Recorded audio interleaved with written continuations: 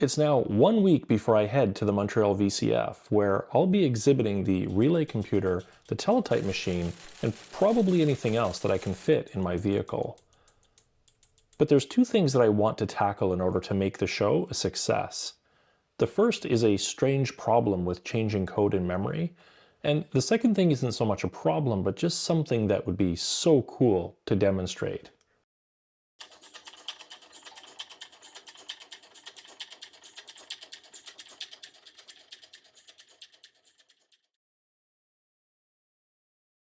I'll start by demonstrating this intermittent problem that I'm encountering whenever I try to alter a program once it's been run. If I enter the halt instruction into memory location 0, reset the sequencer, and then start the clock, the program executes and halts the clock as expected. And now that it's halted, I'm going to try to overwrite memory location 0 with a new value of 255. But when I use the examine function to read memory location 0, it's now showing as a 0 value instead of the 255 we would be expecting. The first thing I noticed was that when I perform a deposit after a halt, the memory read stays high, which shouldn't happen during a deposit. And that takes me to the sequencer, since it controls the control line activations. And sure enough, when a halt is performed, the F, G, and J control lines are still held high. So when I trace this back to the schematics, I could see that all of the ones we entered in location 0 activates the microcode for the goTo function, and because J is still high, it's holding the memory read and the select program counter lines high as well.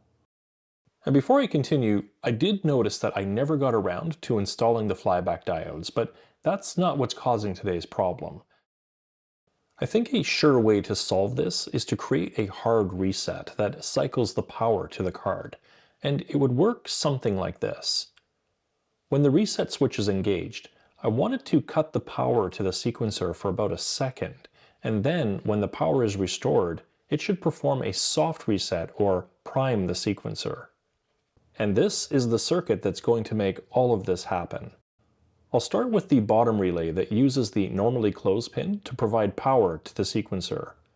And this capacitor will hold the relay for about a second once it's activated, and at that point it then provides power to the relay above it, which also has a capacitor to cause a secondary delay for the reset or priming of the sequencer. And when I press the reset button, we can see that we get a short power cycling and then a momentary reset occurring once the power is active again. And before I do any surgery, I'm going to connect it to the sequencer, press reset, and the primer is activated as expected. And now I'll send some clock pulses through to advance the sequencer so that there are some control lines left open, and then perform the new and improved hard reset. And that cleared and reprimed the sequencer perfectly. So now, on to the surgery. This card can be powered using the top connector or more commonly through the system bus. So if I cut these traces, then the power can be controlled by the top connector.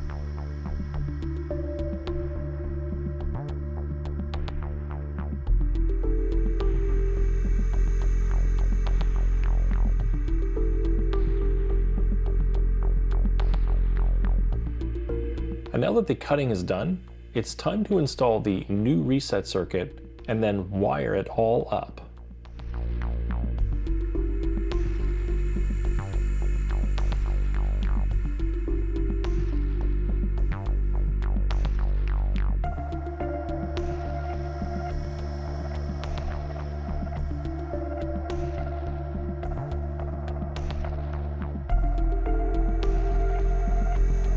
Next, I'll move the sequencer closer to our new hard reset circuit so that the new power supply line can reach the card. And then, once it's all connected, take it for a test drive.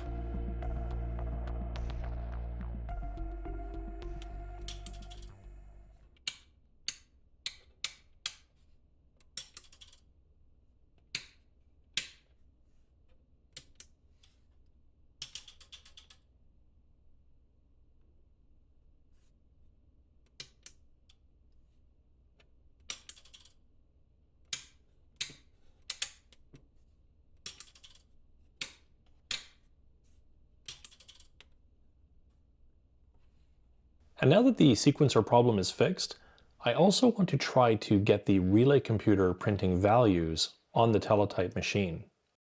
In a previous episode, I was able to use an Arduino to emulate the tones and the timing of an inbound TTY signal on the modem. And with an ASCII to ITA2 lookup table, I managed to get it printing strings of text to the Teletype machine.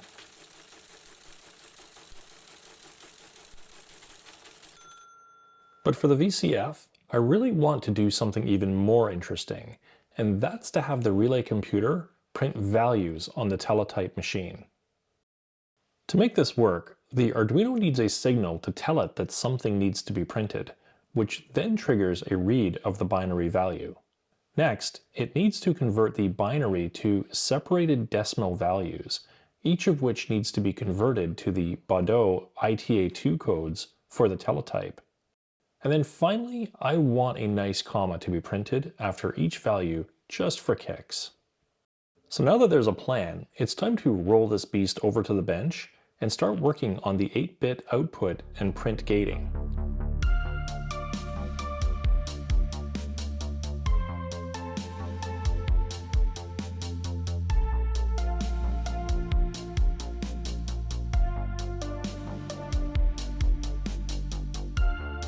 And once that's all installed, I'll need to connect each gating relay to the corresponding output bit from the A register.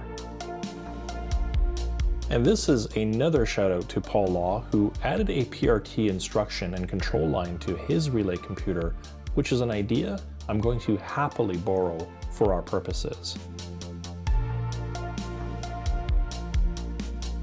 The final hookups are to tie the 8 gating relays to digital inputs on the Arduino, followed by the speaker output, and then the print control line.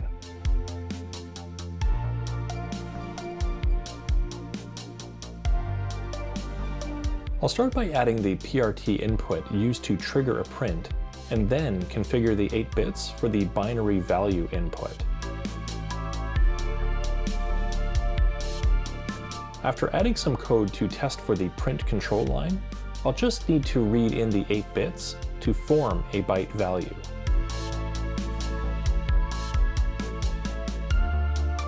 And after converting the value to a string, I'll use the stringcat function to append a comma and a space after the value. And when I first loaded the program, it went a little bit crazy, which turned out just to be a lack of a pull-down resistor on the print input line.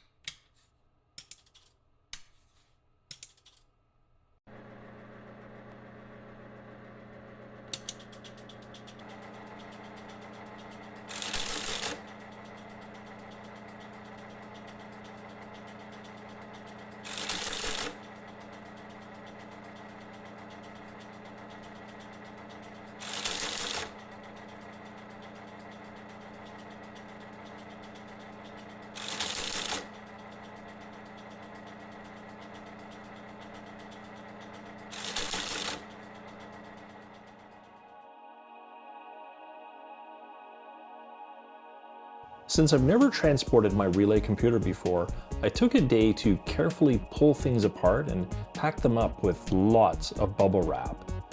And then we hit the road, which all in took about 7 hours from Toronto to Montreal. We arrived to find that we had a much bigger table than we were expecting, and we made use of every square inch of it. In addition to the relay computer, I also brought along the tape loader prototype, amplifier, and the tape deck. And beside the Teletype machine, I also tucked in the capacitor memory and binary to hexadecimal prototypes, just to make the exhibit a bit more interactive.